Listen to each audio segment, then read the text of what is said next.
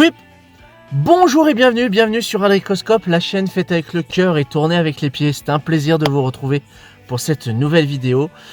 Je ne vais pas rappeler qu'Adricoscope est l'une des rares chaînes qui affirme et assume réaliser ses prises en one shot, sans prise, sans filet, sans montage, à l'exception du petit fond sonore si vous tendez l'oreille. Car aujourd'hui, à l'heure où je tourne cette vidéo, nous sommes vendredi, elle devrait arriver dimanche. Cette vidéo, en fait, inaugurait une nouvelle rubrique. Une nouvelle rubrique pour la simple et bonne raison que, comme je l'ai évoqué précédemment, je n'ai pas nécessairement le temps actuellement de pouvoir tourner des vidéos. Donc plutôt que de vous laisser en rade d'expérience de lecture et de visionnage, j'ai décidé en fait de comprimer tout ça par le biais d'une seule et même vidéo qui sortirait uniquement les dimanches. Voilà. Donc, vous le voyez derrière moi, les différents sujets dont on va aborder aujourd'hui. On va aborder des expériences que j'ai lues, que j'ai vues, que j'ai écoutées également. Et on va commencer tout de suite par l'audio. Côté bande-son, on va se pencher du côté du podcast, puisque depuis quelques temps maintenant, et de manière assez régulière, j'essaye de rattraper mon retard sur une émission qui existe depuis un certain temps maintenant, qui est en fait pilotée par Flaubert et Adrien Méniel. Il s'agit de Floodcast. C'est quelque chose qui est... c'est une émission plutôt qui est extrêmement versatile dans sa proposition. C'est-à-dire qu'elle va proposer énormément de sujets, mais avec toujours plus ou moins de points d'accroche avec la pop culture. C'est une émission que je me plais à écouter. Je trouve que le tandem Méniel-Flaubert fonctionne vraiment bien, c'est plutôt cool. Méniel à Adrien en plus, voilà, un grand monsieur puisqu'il a le même prénom que moi, c'est exceptionnel. Adrien Méniel, oui, à la petite touche humoristique, caustique, le fameux sniper, comme même le décrire Flaubert à chaque émission, a toujours ce petit intérêt de relancer, de remettre une pièce dans la machine, et du coup ça alimente énormément de conversations et de sujets qui parfois partent dans tous les sens, et ça j'aime bien, les digressions, des réflexions, des associations d'idées qui vont en fait étoffer un seul et même thème que Flaubert va essayer de diriger, et ça c'est plutôt cool. Là j'en suis à un podcast qui va traiter, en fait c'est un hors-série, donc Adrien Méniel n'est pas présent dans l'émission, mais ils vont traiter en fait du MCU. L'émission a été réalisée, je crois, quelques jours avant la sortie de Endgame. Donc ça aussi, au niveau de l'exercice chronologique, je trouve ça plutôt intéressant de voir à l'instant T quelles étaient les attentes, les bilans, etc. que les gens dressaient à ce moment-là. Donc ça, c'était plutôt cool. J'aime beaucoup aussi les suggestions de leur propre expérience de visionnage, d'écoute ou de spectacle au niveau culturel. Donc du coup, ça ouvre plein de portes.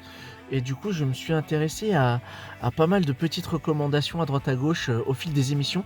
Donc de Floodcast. Donc si vous voulez écouter cette émission, Floodcast, Floodcast, piloté donc par Flaubert et Adrien Méniel. On dirait que je les décris comme des pilotes de ligne de grandes compagnies aériennes, mais en fait il n'en est rien. Donc voilà, c'est ma suggestion d'écoute du moment. Côté petit écran, vous le remarquez, il est aux abonnés absents sur la banquette arrière, donc vous savez de quoi on va parler. Je me prends un malin plaisir à replonger, à picorer de temps en temps quelques épisodes à droite à gauche quand j'ai un petit moment pour déconnecter et m'immerger dans un univers qui est vraiment fascinant. C'est celui de la 4e dimension, une très célèbre série de science-fiction dans les années 60, créée et animée par Rod Serling. C'est extrêmement savoureux, j'aime beaucoup. Il faut aimer le côté rétro, il faut aimer l'ambiance post-seconde guerre mondiale, On est en plein dans la peur de la guerre atomique. On s'intéresse à ce qui se passe du côté de l'atome, de la radioactivité. Donc chaque épisode va renfermer une petite histoire. Ce sont des épisodes très courts, de l'ordre d'une quinzaine de minutes à peu près, avec une intro et un outro animés donc par Rod Serling sur les premières saisons, puisqu'après ce sera carrément autre chose. Et là-dedans, pour peu qu'on soit un peu cinéphile, on se rend compte que cette série a été le point de convergence, le lieu de rendez-vous d'énormément de personnes qui ont fait en fait les grandes heures de la télévision américaine, voire même du cinéma. On va retrouver des acteurs comme Burt Reynolds, Martin Landau, Robert Duvall, Charles Bronson, Peter Falk, Robert Redford. On a même un épisode avec William Shatner. C'est vraiment très très très intéressant. Si vous voulez vraiment creuser un peu plus l'envers du décor de la 4e dimension, je ne saurais que trop vous conseiller l'émission qui avait été proposée par Alain Carazé. Une émission qui s'appelle tout simplement Previously, en référence au petit résumé qu'on trouvait au début des séries, surtout dans les années 90. Previously dans machin, précédemment dans machin.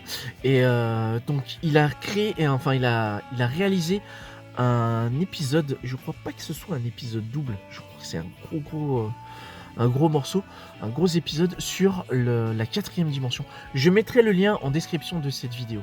Donc si vous voulez vous plonger dans un univers un peu, comment dirais-je, je ne dirais pas naïf, puisqu'il faut remettre les choses dans leur contexte, mais c'est vrai que maintenant la série peut prêter à sourire. Il y a des épisodes qui marquent, qui me marquent encore maintenant, mais c'est vraiment une bonne pastille de SF, quoi. Vraiment.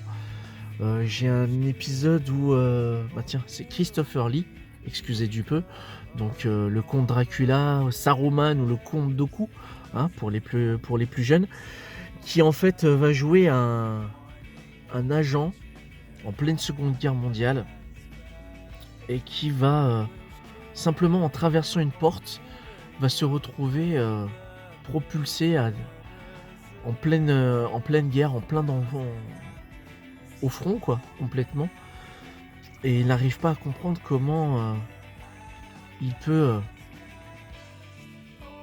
franchir une telle distance simplement en franchissant le seuil d'une porte. C'est vraiment très très bon. J'ai énormément d'affection pour cette série et je me prends un malin plaisir à la revisionner et re-revisionner.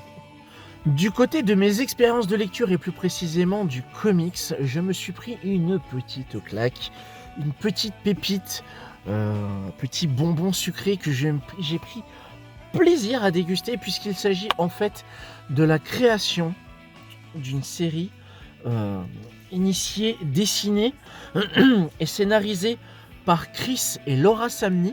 Donc c'est le couple qui chapeaute l'histoire dont je vais vous parler aujourd'hui, qui a été traitée à de très nombreuses reprises sur pas mal de chaînes qui traitent du comics. En tête, je pense à Max, le Max Faraday, Comics and Stuff. Je pense à, je crois, le Néophyte, qui en avait fait une vidéo également. Dans tous les cas, je ne saurais que plus soyer pour vous parler de Jonah, de Chris Samney, Laura Samney, Matthew Wilson et Crank, proposé dans la magnifique édition proposée par 404 Comics. Donc là, c'est une édition illimitée puisqu'il y a le petit fourreau renfermant une magnifique illustration. C'est vraiment super cool, sachant que je suis de très très près la nouvelle saga initiée par Robert Kirkman et Chris Samney, donc le même dessinateur, à savoir Firepower. Si c'est pas encore le cas, lisez Firepower. 2 tomes sont sortis actuellement chez Delcourt. Le 3e va arriver début 2022, si je ne dis pas de bêtises. Là, Chris Samnee propose sa propre histoire avec son épouse. On est dans un monde visiblement post-apo. On va avoir 2 petites filles qui essayent de retrouver leurs parents. L'aînée qui s'appelle Rainbow, que vous avez ici, affublée de son petit bonnet. Et vous allez avoir sa petite sœur, Jonah. Sauf que, arrivé à une espèce de petit village où se trouvent des réfugiés, des survivants, Rainbow disparaît. Et elle va le disparaître pendant 1 an. Au bout d'1 an de recherche, sa grande sœur, Rainbow, va finir par la retrouver. Et elle va retrouver une Jonah complètement sauvage. Et à la lecture de ce titre, je n'ai pu m'empêcher de faire un parallèle, alors que je ne devrais pas, avec le manga Dragon Ball d'Akira Toriyama, et plus particulièrement de la période où Sangoku est encore enfant, et où, pour s'endurcir, Piccolo, petit cœur, va éduquer entre guillemets à la dure Sangoku dans le désert. Et là, franchement, le parallèle avec Jonah, il est là. Sauf que le duo Samnee a un univers qui lui est propre, va proposer quelque chose de différent aussi, puisque Rainbow et Jonah vont se retrouver. Je ne vais pas trop spoiler l'histoire, mais sachez que dans le lot, il y a des monstres géants. On veut pour témoin, par exemple, cette illustration. Donc Chris Samnee, si vous ne connaissez pas le style graphique, voilà ce que ça donne. On est sur quelque chose d'étrangement enfantin sur le trait, mais qui en termes de storytelling, de découpage, de perspective, est franchement très très cool. Il faut que je vous montre cette page.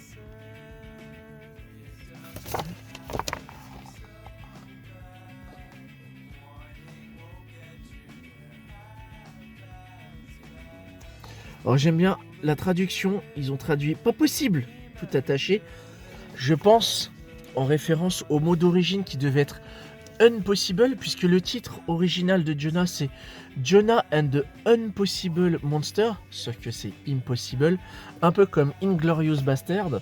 Donc la solution de traduction est plutôt intelligente.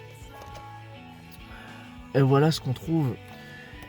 Et le truc qui interpelle sur Jonah, c'est que Jonah possède une force physique. Voilà. Elle n'hésite pas à faire des bonds de 60 mètres de haut pour mettre une patate de forain à un machin qui doit faire 600 fois sa taille, 600 fois son poids. Et elle y parvient apparemment sans problème. Ah, cette image, je la trouve dingue. Voilà. Retrouvailles de Rainbow et Jonah. C'est les seuls spoils que je vous donnerai. Par la suite, sachez que il va y avoir des rencontres, il va y avoir des intrigues qui vont s'amorcer dans ce premier tome de Jonah. J'ai très hâte de lire la suite de ces aventures, parce qu'on a affaire vraiment à une histoire qui est à la fois un dépaysement, parce que va proposer un bestiaire et un univers extrêmement diversifié et riche sur le thème des monstres, sur le thème des kaiju, des monstres géants. Ça m'a rappelé aussi également le fameux film Love and Monster avec le... Ah, comment il s'appelle cet acteur? Il me fait penser à Jim Carrey jeune en plus, quelque part.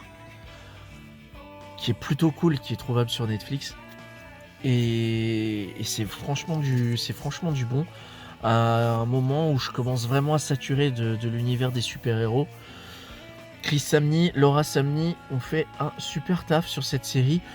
Ma seule crainte en tant que lecteur étant de savoir si Chris Samnee va pouvoir tenir la distance entre le fait de livrer de telles pages sur Jonah et aussi abattre le boulot de taré qu'il est en train de faire sur Firepower.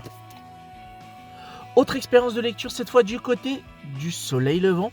On va pas parler comics, on va parler manga, puisqu'il s'avère que mon fils est un féru de lecture de manga, n'en déplaise à son paternel qui aimerait qu'il aille un petit peu plus du côté du comics et de la franco-belge, même si la franco-belge, il y va parfois. Là, le titre m'a intrigué. Du coup, on lit la série à deux, même si je sais qu'il est très loin devant. Je rattrape petit à petit mon retard. Il s'agit de My Hero Academia de Kohei Horikoshi. Là, je suis en train de vous montrer le volume 7. C'est le volume auquel je suis actuellement. Je crois savoir, si ma mémoire est bonne, qu'à l'heure actuelle, il y a 17 ou 18 volumes de sortie. N'hésitez pas à me corriger dans les commentaires en restant poli, merci beaucoup. Pas de spoil non plus, ce serait sympa. J'ai été très agréablement surpris déjà par le style graphique de Horikoshi. Alors, j'ai lu pas mal de mangas et je dois dire que le style de Horikoshi est plutôt cool puisque on va être en présence. Alors, il faudrait que je trouve une vignette qui dépote un peu. Ouais, ça va être ça. Hop, je vais montrer celle-là. Celle-là, elle est plutôt cool. Hop, quand tu veux. Non, c'est pas ça. C'est pas ça.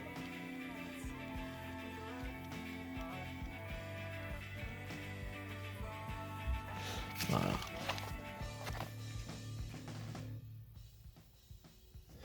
Le héros, c'est lui. My Hero Academia, de quoi ça parle? On est dans un monde où en fait, quelque part en Asie, un jour, un bébé est né irradiant de lumière. Et visiblement, c'est le point d'orgue, le point de départ où tous les individus du globe ont développé des facultés extraordinaires qu'on va rapidement baptiser alter. On ne parle pas de super pouvoir véritablement, on va parler d'alter, comme alter ego.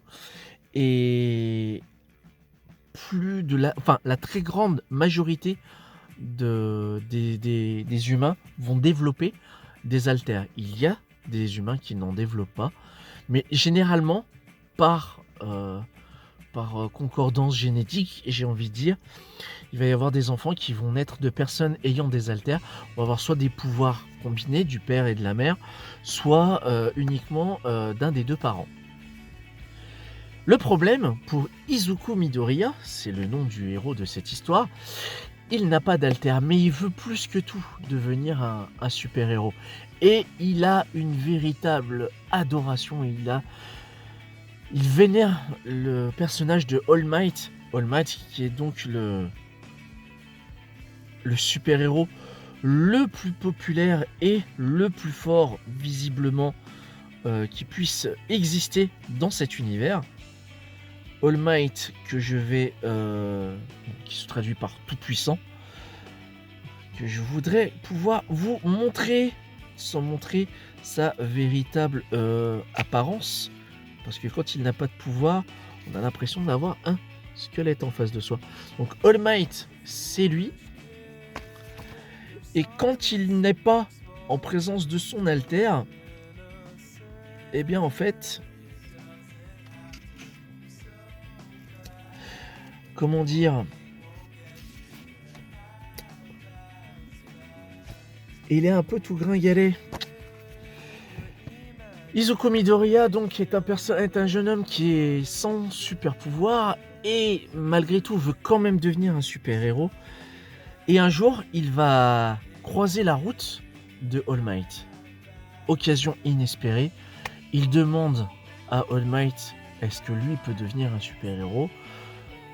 Au départ, All Might lui dit clairement, gamin, t'as pas de super pouvoir, il y a peu de chances que ce soit le cas, mais tu peux toujours te ranger du côté des forces de l'ordre. C'est toujours bon d'avoir un appui du côté de la police, des pompiers, machin, etc. etc. Le gamin est dévasté, sauf que par d'étranges,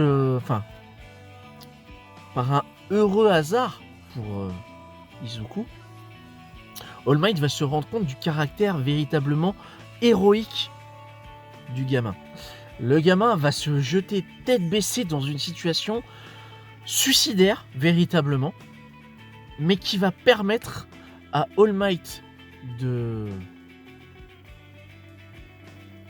réaliser le potentiel de ce garçon et va décider de lui transférer son pouvoir.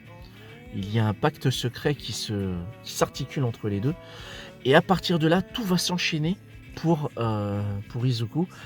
Et du coup, à mesure que progresse le récit, on va découvrir avec lui la complexité, l'étendue, la richesse de l'univers de My Hero Academia, et c'est franchement très très bon.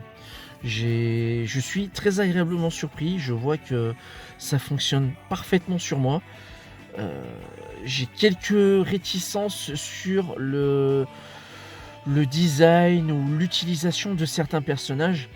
Après, je sais que c'est propre à la culture japonaise et à la culture du manga que de faire telle et telle chose. Mais en tous les cas, je ne boude vraiment pas mon plaisir. D'ailleurs, j'ai aussi particulièrement apprécié, alors c'est surtout visible sur les premiers tomes, mais en début de chapitre, le dessinateur se fend d'une vraie fausse couverture de comics. Et ça marche super bien. Voilà. Là, c'est le personnage de Slane, un tueur de héros. Et graphiquement, enfin, j'adhère. J'adhère totalement. Donc ma suggestion manga du moment, si vous voulez vous faire plaisir, découvrir comment revisiter ce mythe usé jusqu'à la moelle qu'est le super-héros, je ne saurais que trop vous conseiller My Hero Academia. Je sais qu'il existe également une série dérivée de cette série. Je ne vais pas me plonger là-dedans pour le moment, j'ai suffisamment à faire avec celui-ci. Et puis voilà.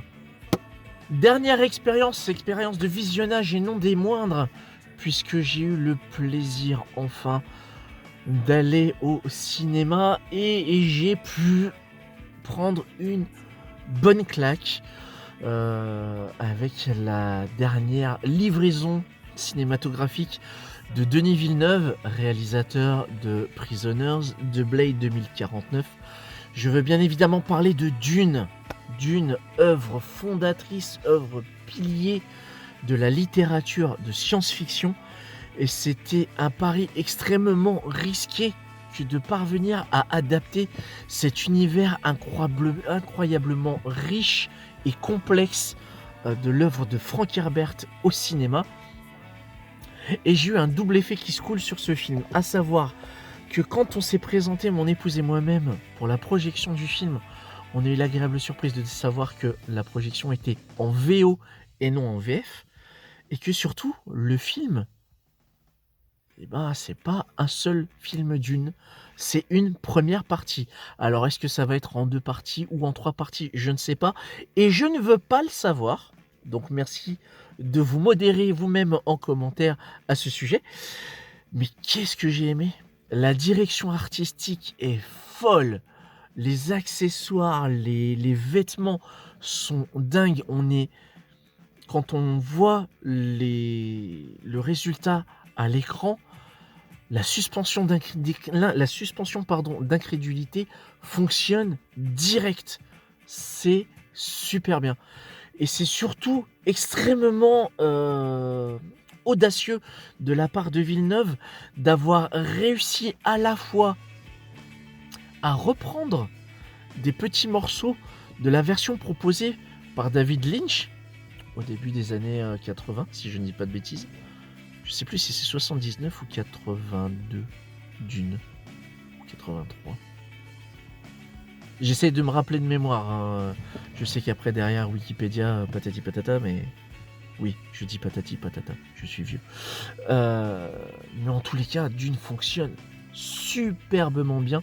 Le casting, incroyable, improbable et super efficace. Oscar Isaac, à ne pas confondre avec Oscar Isaacs, à savoir le papa de Malfoy, ou l'agent secret du film Le Smoking avec Jackie Chan, ou le britannique méchant dans le méchant britannique dans le film The Patriot de Roland Emmerich avec Mel Gibson. Non, Oscar Isaac, donc Poe Dameron, hélas Apocalypse, le voisin de Ryan Gosling dans Drive. C'est lui qui joue le père Leto Atreides. Je pars dans tous les sens. Est-ce que ce serait pas plus utile que de vous faire un petit résumé? Nous sommes dans le futur. En l'an 10191, l'homme a colonisé l'espace. Régi au moyen d'un système impérial, avec donc un empereur à sa tête, les quatre coins de l'univers sont régis par diverses familles, plus riches les unes que les autres. Deux familles nous intéressent ici, les Harkonnen et les Atreides. Le héros de cette histoire, Paul, le jeune duc, promis à la lourde tâche de succéder à son père, va voir ce dernier accepter la difficile mission de succéder à la famille Harkonnen sur la planète, l'unique planète produisant la ressource nécessaire et essentielle à l'expansion humaine à travers les étoiles. Cette substance s'appelle l'épice. Souci, les autochtones présents sur la planète en question, la planète Arrakis, les Fremen de leur nom, freinent, ralentissent l'exploitation, le raffinement et la distribution de la précieuse substance. L'empereur décide de destituer les Harkonnen de la planète Arrakis et va donc proposer à Leto Atreides, le papa de Paul Atreides, la tâche de faire mieux que la famille Harkonnen. Vous voyez que ce résumé est extrêmement difficile et pourtant, au cinéma, le déroulé se fait de façon totalement claire et naturelle. Villeneuve a réussi le pari extrêmement risqué d'épeindre cette fresque interstellaire complètement dingue et complètement... Enfin, ça donne un nœud au cerveau, je le dis clairement. Je sais que le bouquin est bien meilleur. Je ne l'ai pas lu. Je sais que c'est un tort pour moi que de ne pas encore avoir lu le Dune de Frank Herbert, d'autant plus qu'il y a eu énormément de romans, il y a eu énormément d'appendices, d'annexes à cette saga. Donc je sais que Villeneuve a réussi ce pari extrêmement risqué que de proposer une relecture de ce qui avait été suggéré par David Lynch à la fin donc, des années 70, début des années 80, et de proposer quelque chose à sa sauce. Et je trouve que c'est un peu ce qui s'est passé avec Blade 2049, la suite du film de Ridley Scott. Voilà.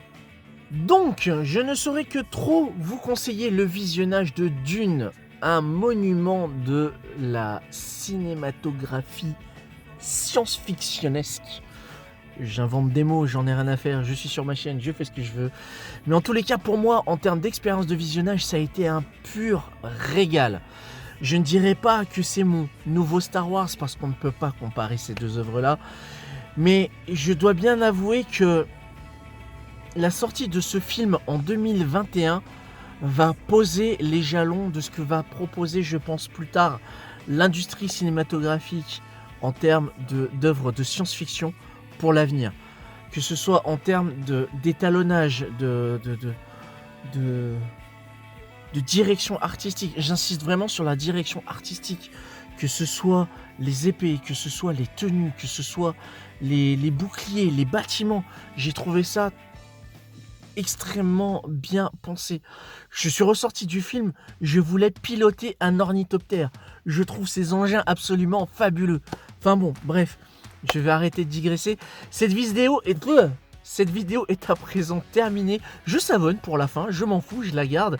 Je vous remercie d'avoir regardé cette vidéo jusqu'au bout, cette nouvelle rubrique, donc ce nouveau rendez-vous tous les dimanches. N'hésitez pas à me faire part dans les commentaires de vos expériences de lecture et de visionnage.